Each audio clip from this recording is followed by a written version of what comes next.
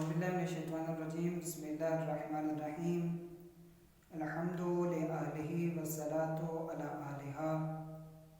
السلام علیکم ناظرین، جب ہم سیرت ائمہ علیہ بیت علیہ السلام کا مطالعہ کرتے ہیں تو ہمیں یہ درس ملتا ہے کہ ایک طرف دین ہو اور ایک طرف دنیا ہو تو ہمیں دین کو ترجیح دینی چاہیے اور دنیا کو چھوڑ دینا چاہیے۔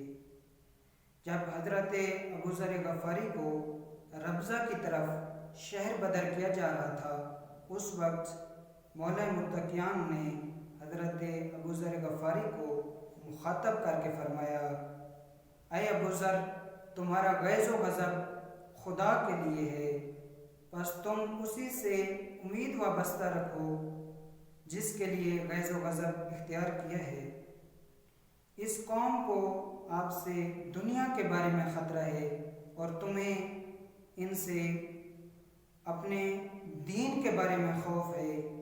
جس چیز کا انہیں خطرہ ہے وہ ان کے لیے چھوڑ دو، اور جس چیز کا تمہیں خوف ہے اس کو بچا کر یہاں سے نکل جاؤ۔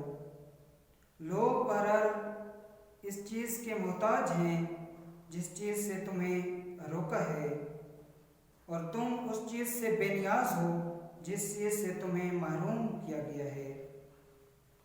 عنقریب یہ معلوم ہو جائے گا کہ کون فائدے میں رہا اور کس سے حسد کرنے والے زیادہ ہیں۔ اے ابو ذر، یہ دیکھ لو کہ اگر کسی شخص پر زمین اور آسمان کے راستے بند ہو جائیں اور وہ تقوی الہی اختیار کیے ہوئے ہو تو اللہ تعالیٰ اس کے لیے کوئی نہ کوئی راستہ ضرور نکال لیتا ہے۔ اے ابو ذر، تم حق سے انس اور باطل سے وحشت اختیار کرو، اور اگر تم ان کی دنیا کو قبول کر لیتے تو یہ لوگ آپ سے محبت کرتے، اور اگر ان کی دنیا سے حصہ لے لیتے تو یہ لوگ آپ کی طرف سے مطمئن ہو جاتے۔ خداوند متعال سے دعا ہے کہ خداوند متعال ہمیں دنیا پر دین کو ترجیح دینے کی توفیق عطا فرمائے۔ وما علینا الا البلاغ المبین۔